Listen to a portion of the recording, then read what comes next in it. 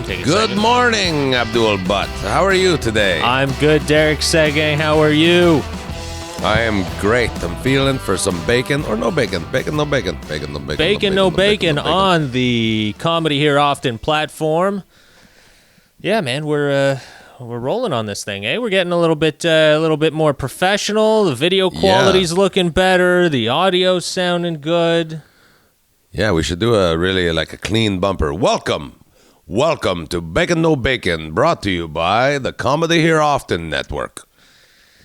That was pretty good. That was pretty good. Spot on, man. Spot on, buddy. Perfect. Wow, that's why they pay me the big bucks. Perfect. Perfecto. So you're back in Montreal. Oh, my God. Here we go. Back in Montreal. Sorry. Yeah. Back home at the home where base. Was I? Oh, yeah, I was in You were in Ottawa Ottawa, last week. man. That's Yeah. right. That was in Ottawa last week. You got back, on Sunday? Sunday night, yeah. We Yeah? did a show Sunday, but I came straight home after that. I had stuff to do on Monday morning. Okay. So how was it? Was it good? Good shows? It was fun. Were they all packed? Yeah, we were 50 people packed? 50 people packed, yeah. We I think only the Thursday night show wasn't at our max, but we still had like 40 people or whatever, 38. Wow. But every other one we hit our max capacity, even Sunday. That's good to hear. Was it an earlier show on Sunday? And on Thursday, I think we had 0 sold for Sunday. So I think everyone was calling last minute to try to go to the Saturday show, and they're like, well, we're sold out Saturday if you want to come Sunday. And so we ended up with 50 people that did that. That's great, man. At least you got some people out. It is, and it's, we added the Sunday because we're not allowed to do late shows because right now the code red or orange or whatever they're at in Ottawa meant that last call is 9 p.m. So we can't do a late show. Everyone have to be out of bars by 10 p.m. So wow. we couldn't even do a late show. So so we added the Sunday show to kind of pick up at least one of the shows that we lost. Yeah. And it's it's not bad. I mean, for me as a comedian and for the people coming to the shows, you're done by 8:45. You've still got time to do stuff. You can go home and make lunch. Like, it's not so late that oh God. Yeah, it's not bad. That's not a bad thing. Plus, people now I feel are going to bed earlier, so it's nice to get out earlier, do something, and you go home and you're just relaxed. You don't have to worry about, getting home late. It feels early to be hustling to get ready, like at 6:30 or whatever. But like in the summertime, it wouldn't work for me at all when it's still daylight outside. Full day. It's still full daylight at 6:30 in the summer. Yeah, you don't think so? No. I don't like walking into the club when it's still light outside. Yeah, I know what you mean. Even though the Yucks in Ottawa is in a basement, there's no worry about fucking sunlight sneaking into the room. Yeah. Yeah, no, it's definitely better to do later shows. I feel like, you feel more. I wonder what it is. I feel like you feel less. You could say more. I don't know. It gets there's something about the nighttime where like it's got that essence feel like of. You're part of the nightlife. Yeah.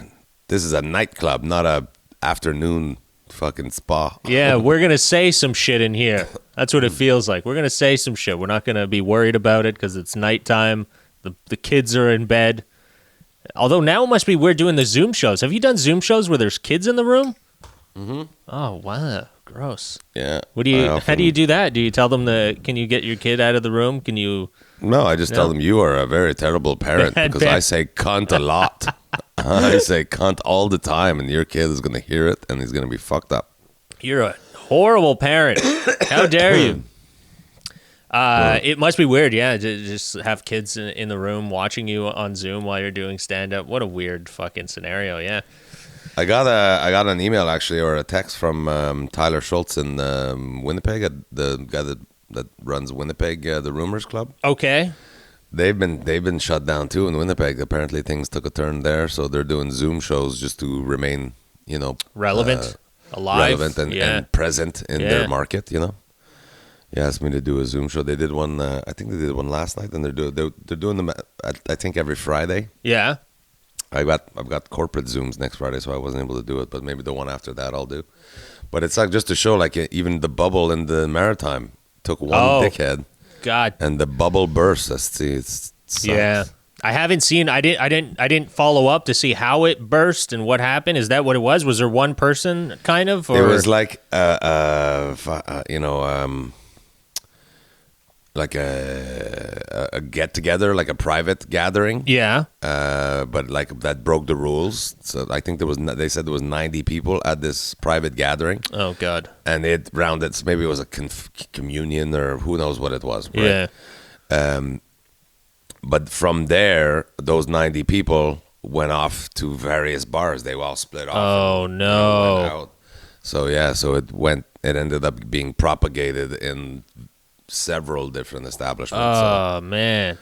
they traced it back to this one. And what was? Party do you know what the rules were in the Maritimes? Was it a question of like was the 90 people already against the law? Like what were the rules? Like was it 50, I think so. I 40? think they're at like a 10, like 10. a private 10. I don't know. Wow. I couldn't say probably for sure. probably something like that. I imagine it's probably nothing crazy. I mean, they weren't at like a venue, right? Like where you'd be allowed 50 people. It was just like kind of a get together.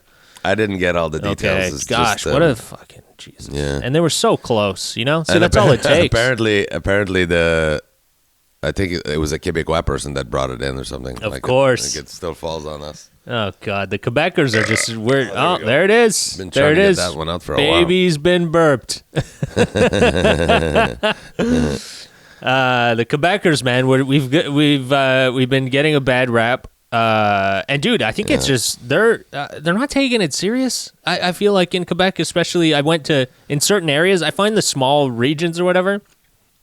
We were out filming yesterday, and I went to I was on the South Shore in Saint Constant.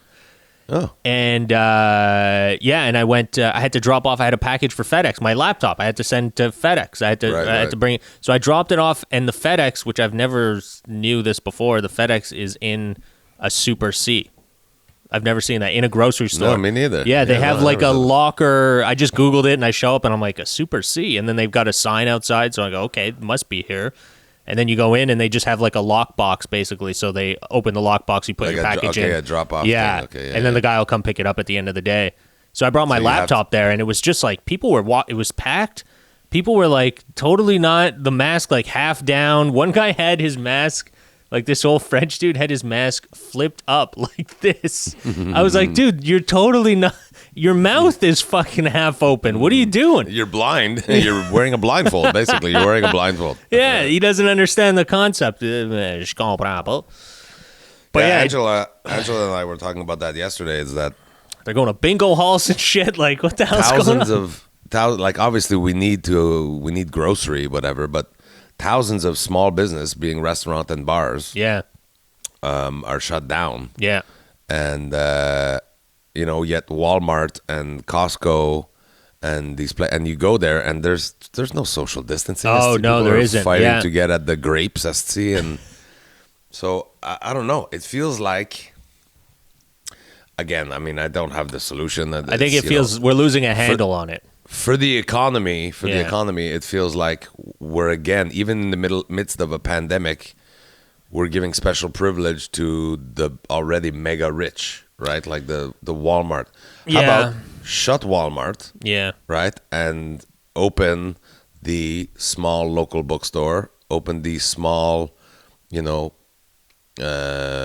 appliance place, let the smaller one open. But although they haven't shut down any of the they stores, are so open. Though the small stores, grocery stores are open. They're not shut down. It's up to the people to go to those small stores. The problem is people are not going.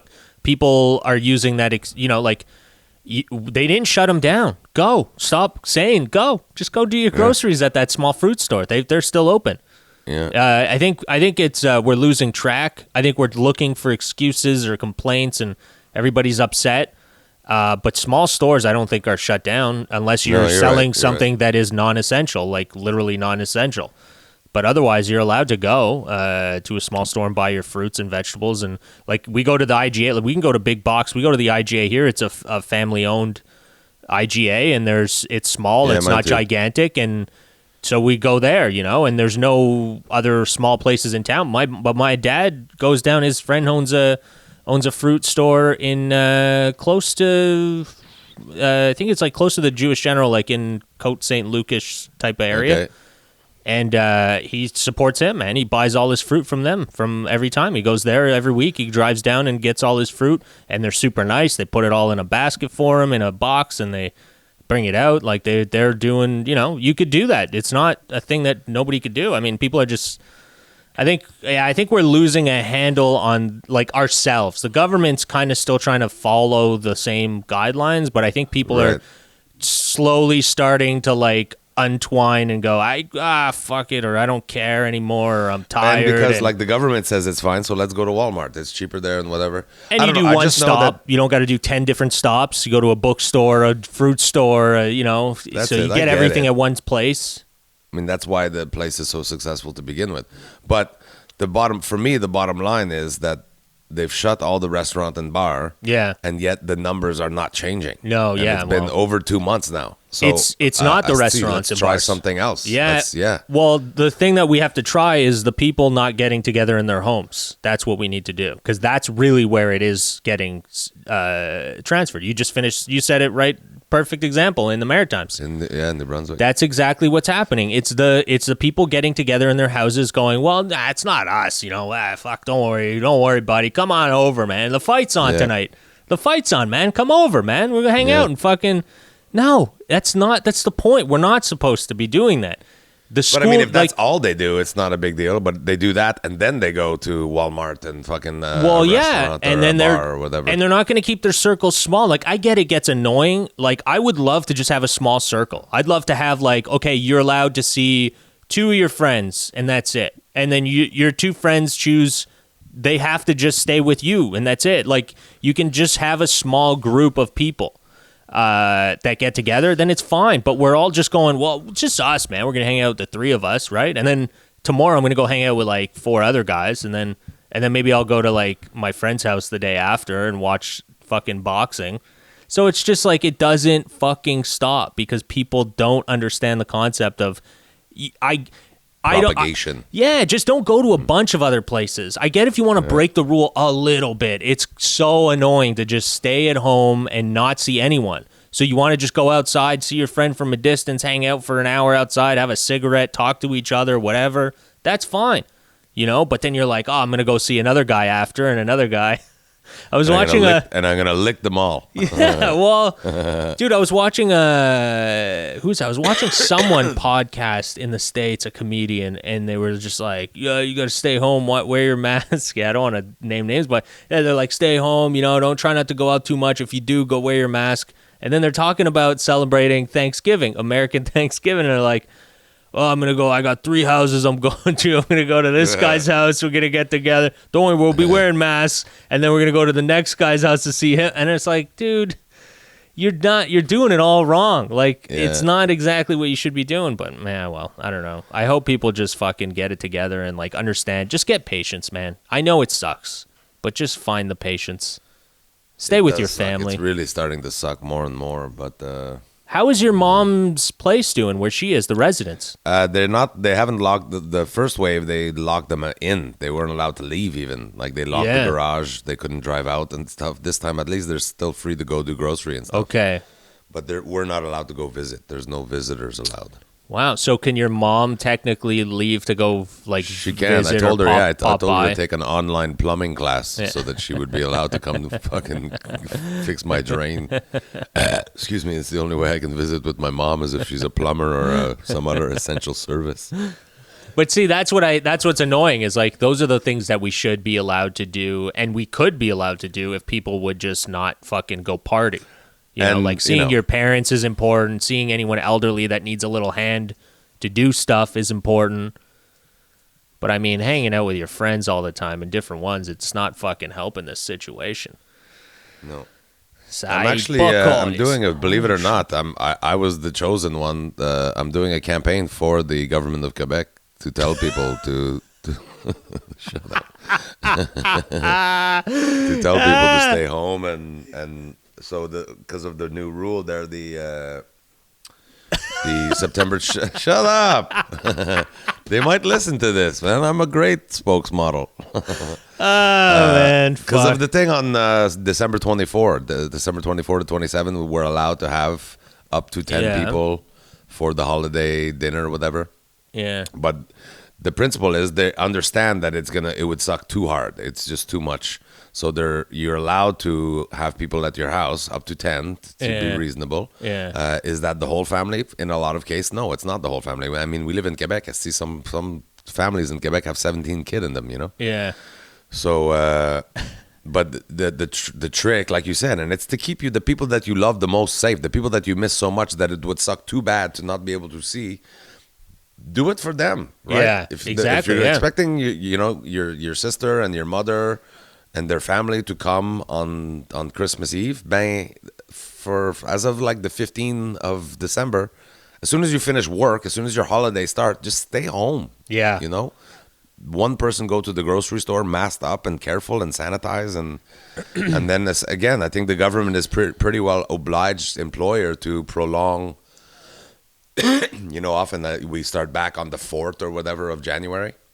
Yeah. I think the government is encouraging everybody to make the first day back the 11th of January so that people have time to isolate after they've had their little get together to make sure that there's been 10 to 14 day to know if anybody's got symptom or whatever. But is that a sure like done deal, or if like the numbers skyrocket, are they going to cancel that?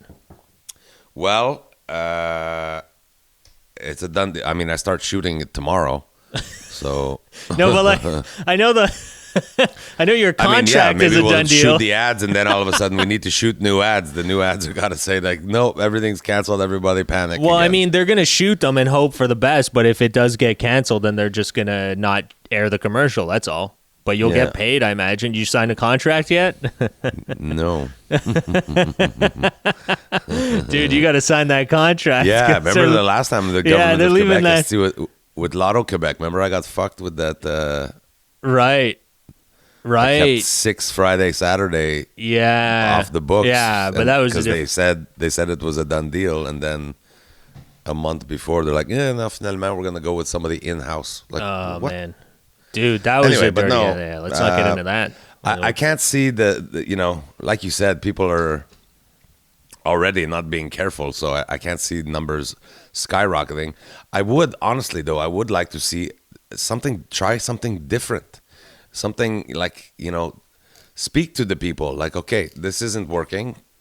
We're gonna try to reopen restaurant and have major parameter. I mean, the restaurant would fucking love to open. Like, you can only have 20% of your capacity. Yeah. I'm sure so many restaurants. I would love to serve 40 people in a day. You know what I mean? Yeah. Just to keep I wonder. Keep my shit going, keep my equipment running. Yeah. Kitchen equipment that stays off for 2 months. Shit could go wrong. Like a car, if it sits there too long, shit deteriorates. So try that, and then close the big places. Close the big places. Yeah.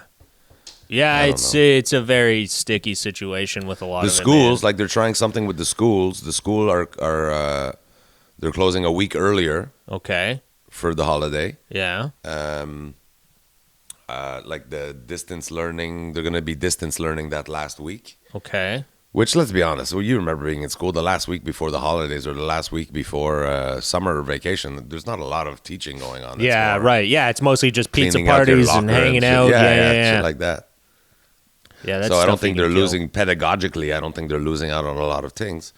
But they're doing that, so they're going to shut that down a week early. Now I don't know what the teacher do though, like, because at Andy's school, there's been we've gotten 4 memos, whatever, about there's been a COVID case, but don't worry, if you didn't get a specific communique, it means that your kid was not whatever in contact. Yeah. And apparently Andy was saying that all 5 of those cases have been teacher or staff. Right. So I wonder, when they shut the school down for the kid, did the teacher still go and do their distance teaching from the school? I don't know. I just feel like the number aren't changing. The number are still up at 12, 13, 1400 every day. Then maybe it wasn't the restaurant fault, Yeah, no, it's definitely not. It's bars, definitely not. I kind of get. I think why they do that is maybe because they figure people are going to go out to a restaurant or go to a bar afterwards. Let's say they close at 9, for example, or 10. afterwards they're going to go, well, just come by to my place. We're all hammered, so we're not Right. thinking. So I think that's what the restaurant and bar scene is, where they're trying to kill it, is just because people tend to get a little tipsy and then they go, well, don't worry, I'm careless now and I'm going to fucking go party. So it changes. I think that's mostly what it is. That's why takeout's not a bad idea. If you can do takeout, just do that, because people can just go home and eat at home. It's just a question of if people were not fucking didn't have to be babied, we'd be fine. Companies wouldn't have to suffer so much. But everybody's got to be babied, and you got to tell them and keep telling them for them to understand. They still go, well, not me. I'm not the one. And then it keeps going. So that's why we're at this spot. And restaurants have to shut down, and they're getting fucking penalized. Comedians have to stay home because we're fucking being penalized. Artists, everybody has to, because people don't know how to just, enjoy while you're there and then just go home and fucking do your thing, and that's it. But don't overdo it. But we're just getting too out of hand. I think the self-control thing is a little bit tough for people. Yeah, I mean, like that example in New Brunswick is already gonna contradict what I'm about to say. But you go to a restaurant and get a bit tipsy, and like, okay, hey, that one other couple, like that one, let's just go back to my place. Let's get out of this place that have 20 people in it. Let's go back to my place, and we'll just be the four of us. Yeah, I don't see that as an issue.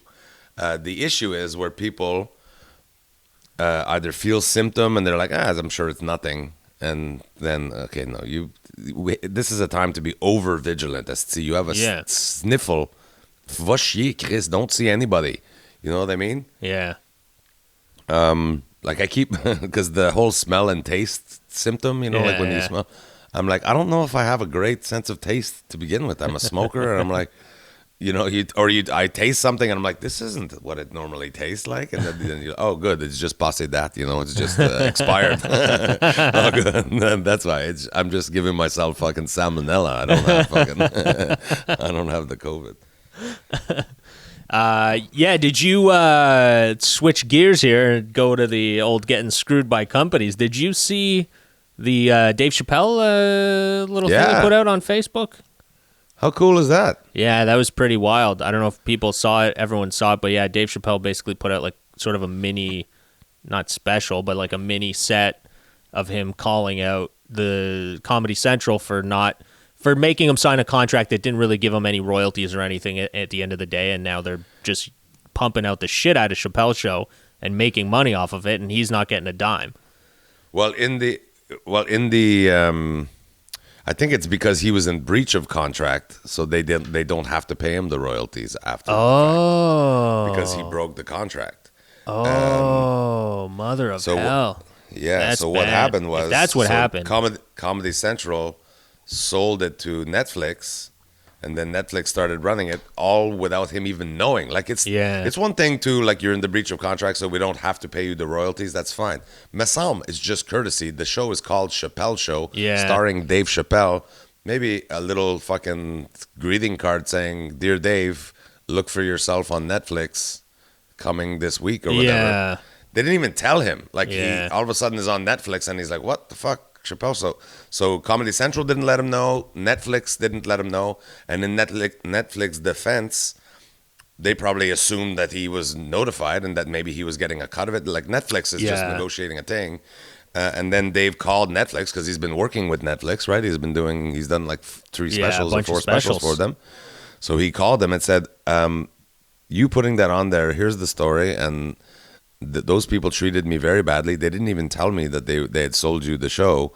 So it really hurts me to have it running on your platform. Yeah. I wanted you to know that. And Netflix said, oh my gosh, Dave, we did not know.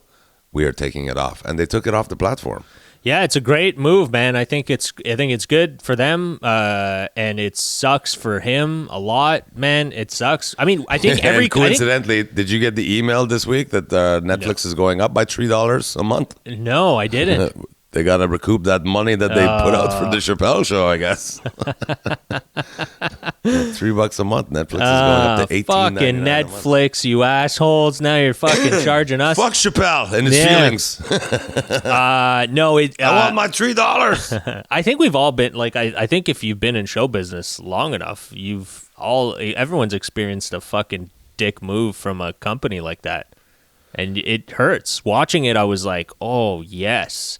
Fucking yes, because you can never, we're not at the financial point where I could just call out fucking a huge company.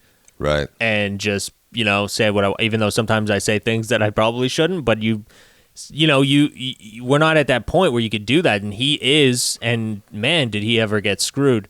So I feel I know what imagine the money behind it. You know how much money he would have made? Whoever made that decision at Netflix. Tens of millions of dollars, I imagine. Yeah. Whoever made that call at Netflix is probably like, wow, we could not have asked for better PR, because now Dave is talking about it publicly and what a good shits Netflix are, and the PR that they're getting out of it is priceless. So yeah, I've lost money and it ain't tens of millions, and I was pissed. So I could imagine, dude. Imagine losing tens of millions. I mean, any comedian who shits on that is fucking probably never done anything decent anyways. So they've never dealt with contracts at that level, or any level that's hurts. Because when you get a contract that hurts, man, and you get ripped off there, that hurts, man. That's a big fucking chunk. Yeah.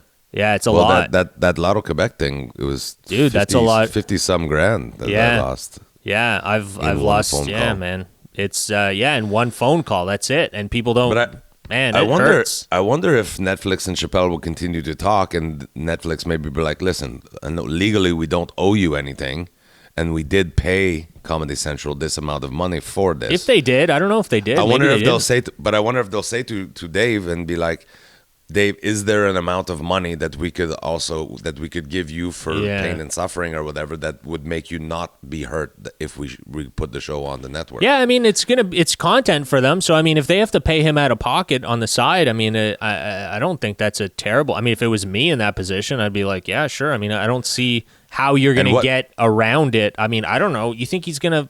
I don't think he has any legal recourse. That's probably why he did it publicly. He has no legal recourse, and Netflix would have been completely within their rights to continue airing it. So they didn't. They pulled it off. Massam, like you said, they've paid tens of millions. Who knows what it is? Maybe they paid 25 million for to play the Chappelle show across all the platforms. I mean, like in all the countries or whatever. What's another? Dave would 8 million for something that you did 20 years ago. Yeah, that you wouldn't have. You have no legal. Hurt less. Yeah, you have no legal recourse anyways. Like, here's a chunk of money. Yeah, that's not. I mean, I know I wouldn't be so upset about. I mean, who knows too? Again, you don't know how bad it hurts him, so it might still be something where he'd be like, "Fuck you, I'm not taking that money." And he's also said that he doesn't need the money. Like, he had no money. He made almost no money, and he said in that little excerpt that you talked about. He said that at the show, how could you leave that? What the fuck? The dog just fell down the stairs. She's got an operation too. Like, she was wearing a cone, and I took the cone off because she goes outside and she sniffing around in the ground. She's just digging up mud in the cone. So she comes in now. There's just a cone full of mud. I hope it's mud. The other day it was snowing outside. She comes in, the cone's just full of snow because she's like, I'm like, if we left her out there too long, she would have drowned us. Idiot. You gotta watch that pup. Yeah. But anyway, so Dave, I can't imagine that Netflix isn't at least angling for that to see what he thinks. But he even said in that little excerpt, people were like, oh, you must have made so much money on that show. No, because he broke the contract. Yeah. They didn't give him anything after the fact. And dude, you know how much money that show must have pulled in? That show, like, if you think about like Seinfeld making like $1 billion and Larry David making $1 billion, and then you think about all the network executives and how much money they must have made on Seinfeld. Yeah. If you look at Chappelle show, that show was the most sold DVD at that time. It blew everything out of the water. When they released that on DVD, it sold out. Like, it sold so fast. It was a record. It was the most DVDs ever sold of any TV show of any kind. It exploded. Dude, that show was so popular. So if you think about what he lost, like, man, who knows? He could have lost $1 billion. I don't know what he lost, but he probably lost hundreds of millions of dollars. Wow. If you think of how big it is, man, that show today, you could still watch all of that seasons, like those 2 seasons, and it's all still so funny and great. And I wonder, like, guys like Neil Brennan, who worked on the show, was co-creator. And yeah, it depends on their contract. Because he technically wasn't in breach of contract, even though I'm sure he was in solidarity because he's a good guy, I guess. And actually, no, man. At the time, dude, I remember it. I went to go see Chappelle. I think it was like 2 or 3 years after it happened. Chappelle came back and did shows in Toronto. It was his first shows back. He did shows in Toronto, and a friend of mine's dad bought tickets on eBay. At that time, it was like eBay was like a hot thing, and he was just like hooked on it. He was like, just gonna whatever I could bid on, and I get. And he won 2 tickets to Chappelle's stand-up show in Toronto. And he gave them to us. And we were like 18 or 19. We drove down from Montreal. We got in after work. We were both working for his dad at the time at his garage. And we drove down to Toronto to watch Chappelle. And we spent a couple nights in Toronto, and we went to the show. And at the show, he said it at this off the top. He was talking about everything that went down. And he talked about how he was so pissed at, I think, Donnell and Neil Brennan both, because they kept going on with the show. They did the 3rd season. I think Donnell hosted the 3rd season of it. Like, they did, like, the lost episodes, or, like, season 3, the lost episodes. So it's, like, all sketches that they already pre-filmed and they were able to use. Or that they scrapped, that they decided not to use. And So they just wanted to keep it going. And which, again, dirty move, like, super dirty move to just keep a show going, and the guy's not even on the show. So those guys are probably making the tens and 20s of millions of dollars because they didn't breach their contract. Maybe, I don't know how much money they made, but they definitely made they made some money. And now I think he's good with them. But yeah, at the time, I remember him saying, like, fucking, I thought these guys were my friends. And then how do you go on and keep doing a Chappelle show, when Chappelle ain't even on the fucking show? It was pretty funny. Like, he just ripped into them and everything. But yeah, I remember at the time he was really pissed. He wasn't happy about it. And I'm sure, man, dude, it must hurt. Like, not only do you lose a huge contract, but also your friends fucking just throw you under the bus and try to keep it rolling. Like, it's pretty dirty. So he had a hard time, man. And I feel like that's probably why he's so raw and real now. Like, he's probably been hurt so hard that he just doesn't give a fuck, you know? Yeah, and like he said, he was not poor, but I mean, like, when he walked away from that, he had no more money coming in. Yeah. And so, you know, you burn through that money. But he's like, then I come back and I'm doing okay now. I'm rich again. Yeah. I'm rich, so it doesn't matter. Yeah. And people listen to me, so. Yeah, it's a hell of a career, man. It's a good, I think that's what this business is like how much of a beating you can take.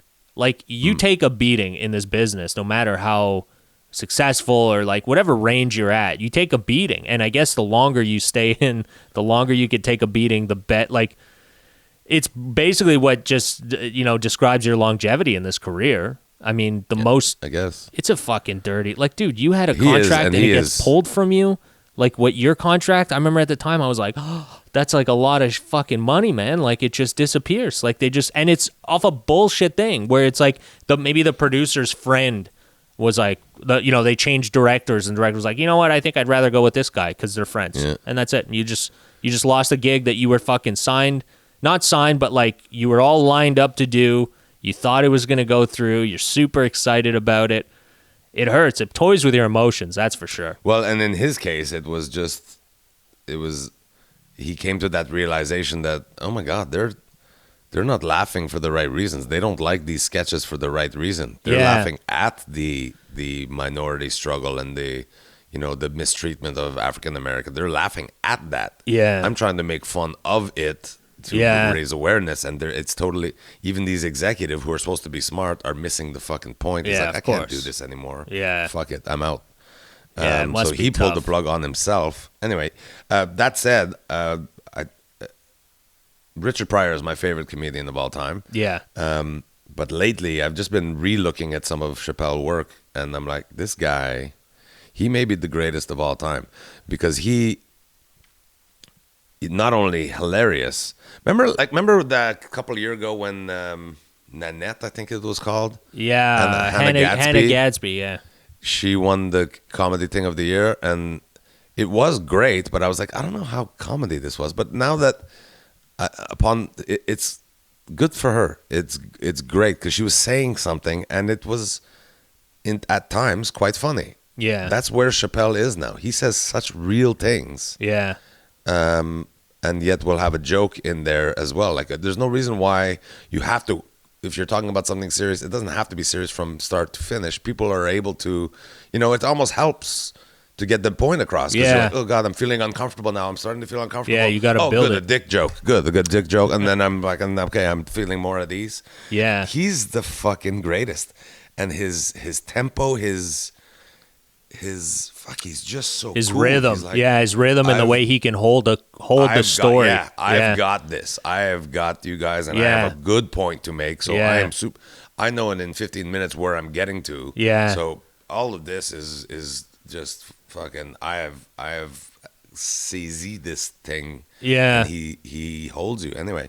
It's a great point. Every man. time I watch him talk now, I'm like, this fucking guy. First, you get the sense that he does not give a fuck. Yeah. About his family and his little life is fine. When he's on stage, if this hurt your feeling, don't give a fuck. Yeah, I think that's what I was saying. I think that's a like a thickness of skin he's built from being fucked over so hard that you just like you go, what your bottom is, and you've come out of it, and now you're like, you know what, I don't care. Like I tried to. I feel like that had happened. A little bit of it happened to me in that sense with me. I don't give a shit as much because of how hard I was. Before, I used to be like, well, do they like it? Do they want it? Do they care? Are they going to do this? Are they going to change? Now I'm like, I don't give a fuck because I got hurt so bad that I go, I don't give a fuck because I can't feel any worse. There's a realization I've come to recently too that, I try so hard to dance around everybody's sensibility and don't talk about this because it might offend some people, and then after all these years I've realized even though I try to do all that, people will they'll be find angry something or whatever. They'll find something. So why am I even bothering? Why exactly don't I just honor my own voice? Yeah. Fucking say what it is. It's going to offend who it's going to offend. That's their problem. Exactly. It's not my problem. Yeah. Because I know that my intention is not to hurt them. Yeah. Is not to offend them. I'm just speaking. I'm speaking my truth. I'm trying to make them laugh. Yeah. I'm trying to maybe, convey some kind of message. Perhaps sometime I'm just telling a fucking dick joke. And it's really just that. I just want people to fucking laugh at it. Yeah. Other times I do have a point and there's something that I'm trying to say and share, but it's never to hurt anybody else. Except like unless you're picking on one specific person, like fuck Donald Trump and blah, blah, blah, here's a Donald Trump joke. He's a dickhead. I don't care if he gets hurt by that because I really think he's a bad person. But no, I'm not trying to shock or offend or scratch anybody's wound. Yeah. And I found myself lately caring less about dancing around sensibilities and dancing around things that may be sensitive. Fuck it, just say it. Let's see. Well, yeah, it's emotionally draining to always fucking think of everyone else's like, well, if I say is someone going to get upset or they're going to do this, or then they put their issue on you because of what you said, and you're like, no, that's not what I fucking said. Don't bring that shit on me. Keep that in your realm. Don't add that to my fucking cake here. I don't need this. That's not what I meant at all. That. Now we're coming into corporate season where I've got a bunch of corporate Zoom shows and that where that's my job is to dance around all these people's sensibility. Yeah. And that's why inevitably I don't find myself as good in those things. Like it's, you handcuff me that I can't talk about this. I can't talk about that. Don't swear. Déjà don't swear. That means I'm focusing 10 times harder on the word that I'm going to use. Yeah. So I can't even, focus on the rhythm and the, the sneak attack of a punchline and like fucking have to do 15 minutes about the weather, because they don't want me to talk about anything that's actually important and people care about. I hate those. I hate that, like always having to dance around it. But you know what? I also like having food in the house, so I have to do them. I think it's a good point what you said about Chappelle, how he handles the room. As I was watching that, I was thinking, I thought this guy is he's like an insightful Bill Cosby.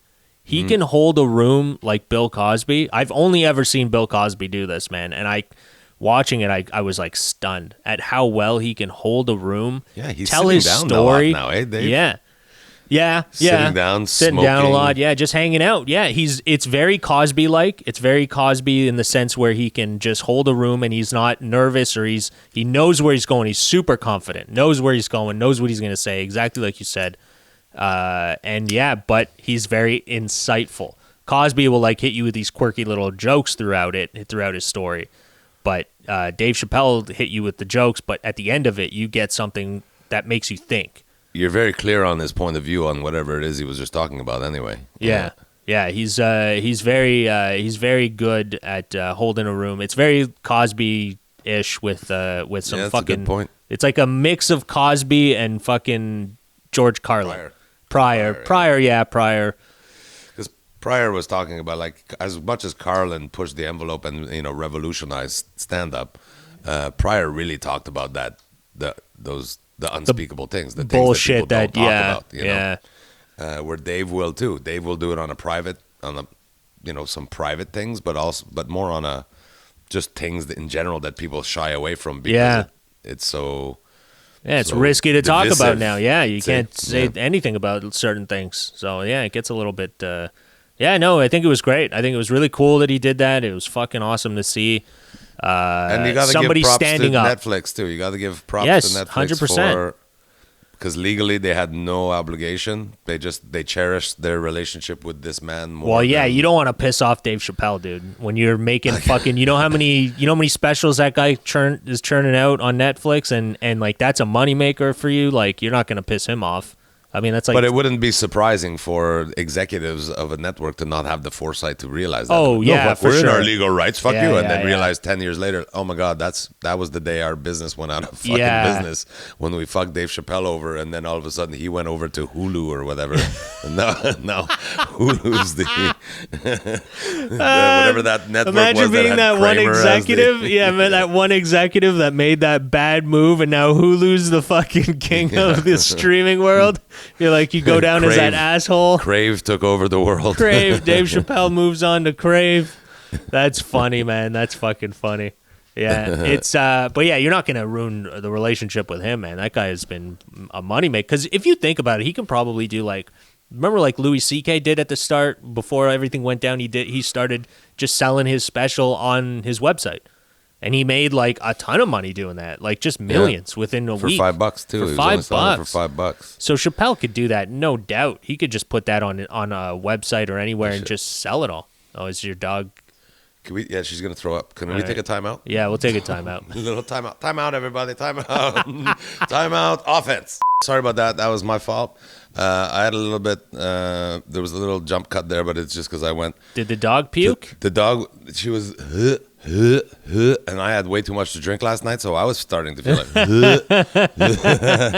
So during the timeout, I went and took a couple of Tylenol and brought myself some liquids back. Oh, Derek, fuck. You drank, what were you drinking last night? What was your drink of Just choice? beer. Just beer, yeah? Yeah. Drinking some beers, hanging out? Coors Light, but I started early. I was working on I'm doing a debaters in 2 weeks. Cool. Like a private one there, like Yeah. not for the CBC, but the with Richard Side. Yeah, the live ones. So I was working on the script and started just drinking beers. And after I guess I didn't eat or whatever, but after 2 beer, I'm like, Ugh, that's the worst. I was starting to feel, and I'm like, I'm just writing gibberish now. I'm like, Yeah. And another thing that I don't like. Totally off topic. What the hell is he talking about? This is supposed to be about wheels and versus circles It's about, versus squares. The subject is. What's the subject? That's a good Derek's one. Circle getting- versus square. That's Derek's getting into he's getting into fucking socioeconomic and Israel and Palestine. It's, yeah, what does that have to do with Christmas What the gatherings? fuck is this guy talking about? Man, he's trailing off. But it's basically it's timely in that the subject is being that there's all these measures with the COVID crisis. Okay, yeah. Be it resolved that not having big family gatherings for Christmas is not so bad. And so I'm like, Yeah, don't that's have a to good have that creepy uncle over and shit like that. Good. That's a good topic. Richard is so great, Yeah. man. Fuck, Yeah, he's he so is. great. So innovative and thinking all the time with his great He's topics. really packaged this live debaters live, Yeah. which is it's not for the radio, so you got a little bit more freedom. Oh, cool. And it's longer, right? You're not on a strict clock to fit in that 29 minute slot. Yeah, So you could let it breathe a little bit more. right. But for the online thing, he's actually there's a winner and a loser of the Okay. thing.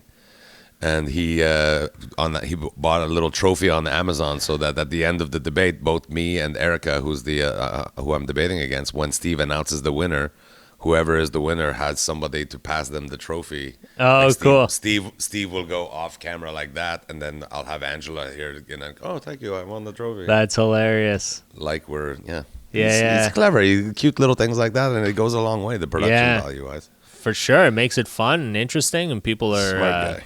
Yeah, he's very smart, man. I love when he was really taking the reins at the debaters. Because he'd call you... I don't know, man. He calls me up. I mean, everyone's great, but he call me up and be like, I've got these... how do you feel about this? And what do you think if I tell you that? And then I would just give him my opinion on it, my Yeah. stupid comedic opinion on things, and then he'd be like, okay, I think you'd be great for this one. And then he would say the topic, and I'd be like, oh, yeah, I'd love that. That's great. I'd love to do that. He's really like good at working with the artist. Not a lot of producers are great at working No. with the artist. Not a lot is right. Yeah, but Josh is great too. He's And Tracy really Rideout is really great too. Yeah. Tracy really does cherish. She really is very respectful to the artist and the process and the.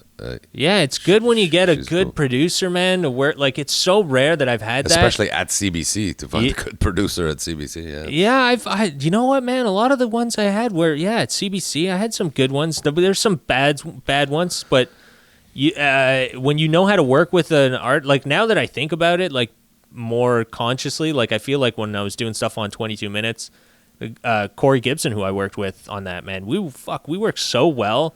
And now that I think about it more, I think how well of a job he did and does, like when you're out with them and like, because it's easy to be like, well, that's not funny. And, Right. and just like, oh, well, what the fuck? You just crushed my, Yeah. what I thought was funny, you know? Yeah. But I he'll guess like it's more push you. executives. It's more the executives that are usually Yeah, douchey it's the and executives. no- Once you get what you got, then they go, well, maybe we should change it because it might upset a sponsor. And you're like, what? Is this comedy or what are we fucking doing here? We're worrying about everybody's feelings or are we trying to make them laugh? You know? That's the thing that gets a little bit irritating. But no, he's good. He was good. I'm glad that you get to work with him. Yeah. It's next Monday. Is it for a corporation, for a company or something? Yeah. Yeah, okay. I don't remember. Are you not which allowed one, to though. disclose the company? I don't remember who it is. To be quite frank, I think it's an insurance company, maybe. Okay, yeah, that'd be funny to throw some jokes in about the company in there or something relatable. Relatable for the debatables. So you Oh, yeah, okay. 2 weeks. It's 2 due weeks? today, though. I have to get on it. oh yeah, After you this- better get on it. After this, I'm gonna have to go have a nap, and then Yeah, you sound then like get you're on it. ready to get on it, buddy. You sound like you're ready for a nap. Really, is what it sounds. Yeah, I am. What time did you wake up at? 10:30. 10:30. Oh, so you Yeah. went to bed real late. Yeah, like 1:30 probably. 1:30. Wow, that's fucking. And you sleep more than that. Yeah, you're a napper. You like to Yeah, sleep. I'm a napper. I had 2 naps yesterday. Yeah. It's pretty great. Okay. Well, look, man, we don't have to hold Hey, you that up. big fight tonight, eh? The big Yeah. Tyson Roy Jones Jr. tonight. Yeah, I know. I'm aware. Yeah. Who do you like? Who do you like in that one? I don't know. I just maybe if I find a free stream, I'll watch someone beat the shit out of each other. But I don't really care. Yeah. I mean, it doesn't really. Two old men. Two old men. punching- Ow, my osteoporosis. Yeah, no, I don't know. I don't. It's interesting. I think it's like, yeah, it'll be fun to see. I'm sure. I mean, it definitely sounds fun. If, I mean, to watch if they're both two old ready, guys it's beat gonna each be other up. it's gonna be epic to see if they're both Yeah. if they both really prepped and How trained for old it. is he? Do you know how old Mike 50 Tyson is? and 52 or something. I think one's born in 66, one's born in 68. Or something Okay, like that. so he's So like, they're yeah, close in that's old, man, to be fucking beating each other up, I guess. Foreman, I think, fought when he was 50 though. Yeah, No, 50 or 40. I don't No, he know, was man. 40. It's maybe 40. I don't know, 50. That's a big fucking number to be beating each other up at. Yeah, no, I Should can't be even tie fucking my own fighting shoes. over a I'm parking- only 47 and I can't even tie my shoes. 50 years old, the only fight you should be getting in is a Walmart parking lot over a fucking spot or something. Just some asshole. 50 years old, that's it. You shouldn't be fucking Or at your daughter's professionally. wedding. Yeah. Get into a fight at your daughter's wedding. Something like that. Nothing crazy about fucking pay-per-view, that's for sure. I don't think it's I worth know Tyson's pay-per-view. the favorite. Well, of In course. Vegas has Tyson as the favorite. What's your so are you doing bets on that? I do. I put $100 on Tyson. Oh yeah, you're putting 100. But And I what actually do you parlayed win? it. Let's say you put 100. What do you win? Well, I parlayed it with some football games. So I love your fucking strategy. I can't- Tyson's got to well, win, because- but also a guy has to fucking score a touchdown at the same time. at the fucking exact same thing. moment. Just fucking No, melanging well- all your sports. I know it's dumb, but it bothers me. I think it's something to do maybe because I'm cheap. I don't know, but if I wanted to say to win $100 Yeah. On Mike Tyson winning the fight, I would have to bet 250. I'd have to risk Right. 250 to win 100.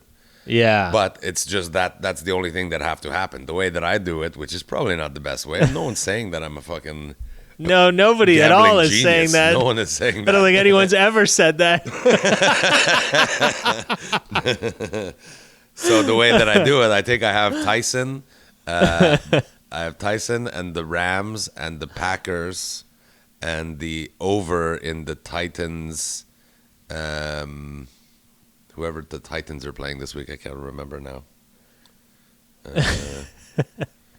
Whatever. Oh, Anyway, man. so those I have the over in that. So it's like I have 3 football things with Tyson. I like And how you then- also need And like then I a make $400. yeah. See, you need like some sort of a map to route. Show you what how everything has to play out for you to win. Yeah. Like it's just so complicated. Why can't you just put $100 or put whatever $20 on So, Mike Tyson? so put it this way: if I bet $20 on Tyson, I win. What is it, like $7? So why not just put 20 on the other guy? You know you're gonna Yeah. lose it. That's where I was tempted to do. I should be. Last week I took it. By the way, the picks I made last week, I took a fucking beating. There you go. I lost. They were all bad picks. So a lot of underdogs won. Which Yeah. why don't I just bet the underdog? That way, my theory of betting parlays, like many, if I take the underdog in every game, Yeah. I only have to, I'm still making more than I bet. That's the thing. I hate when what I can win is less than what I can risk. But Right. if you take all underdog, Yeah. like last week there was a fucking like a 3-1 underdog that won. Yeah. So for my $10, I would have made $30 Yeah. on that one game. Yeah. Where I'm going like fucking, whatever, $10 on 5 games, and all 5 have to win, and then I win $50. Yeah, it doesn't make any sense. I don't But as know soon why. as you take one underdog, you're in the money. I'm not a gambler, but I think if I would do it, if I do gamble, it's like, okay, just for fun, this game, I'll say they'll lose, and here's $10 or $20, and that's it. I don't know how you get that. The game more fun. You get that thrill of like fucking, oh my God, they've got to fucking score a touchdown while Mike Tyson beats up the other guy, and there's a fucking golfer's got to get a birdie, otherwise I fucking lose $1,000. Like, well, fuck, look at the outcome you've got to have here. This is insane. I do want to get out again. Like you said, the enjoyment that I get from winning Yeah. is far overshadowed by the stress and misery that I get from Such losing. a waste of time. So why do I do? I was out. I didn't gamble for like 7 months, and I felt great. My life felt light and fluffy. Yeah. See, and now I'm back in.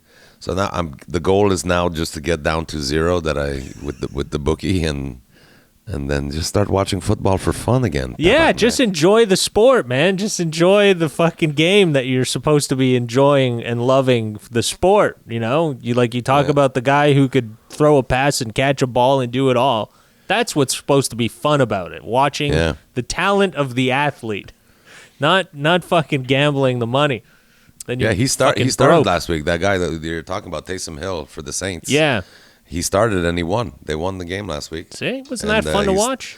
So he's starting his second game this week. I'm excited to see how he does. Yeah, that's a good Because they're playing against, I think they're playing against Tom Brady Yeah, It's almost like gamblers forgot that there's a game going on. You're just like, I just want the outcome. I don't want to see anyone really play. I just want the outcome. Show me who's winning, and that's it. Well, look, man, I hope Mike Tyson doesn't get beat up too bad, and I hope he wins, actually, for your sake. But I think it's whoever trained the best is going to probably, unless there's a lucky punch.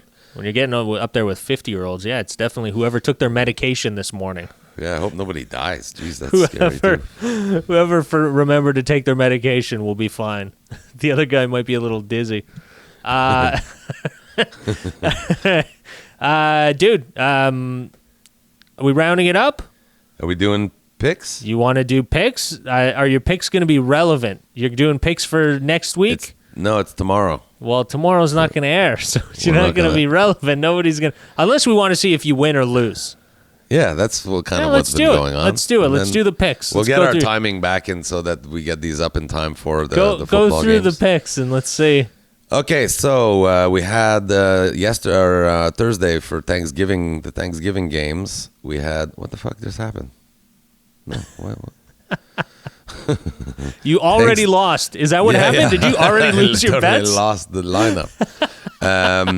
So on Thanksgiving, the American Thanksgiving, we had the Texans and the Lions. I had the Texans, and they won. And then we had the Cowboys and Washington. I had the Cowboys, and Washington fucking beat the shit out of the Cowboys. So 1-1 there. After that, tomorrow we've got the Chargers at the Bills. Two young quarterbacks, but I think the Bills are going to pull that one out. Oh yeah, this is it. The Titans and the Colts.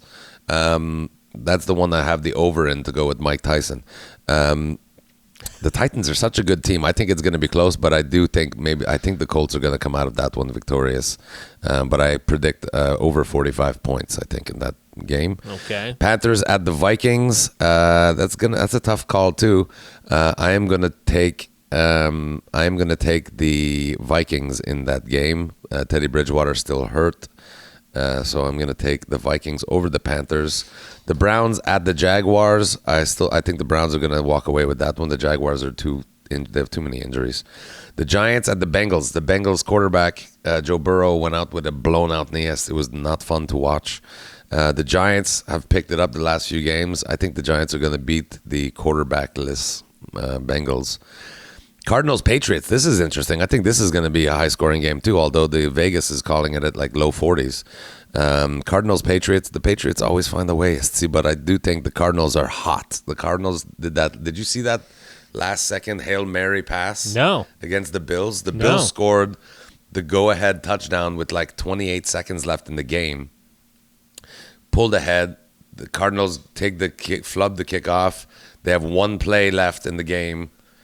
They're at midfield, whatever, and the quarterback, Murray, threw up a Hail Mary, and DeAndre Hopkins, I think his name is, one of the best receivers in the league. He goes up. There's 3 Buffalo Bill deep backs around him. He went up and fucking caught touchdown, winning touchdown, last play of the game. It was crazy.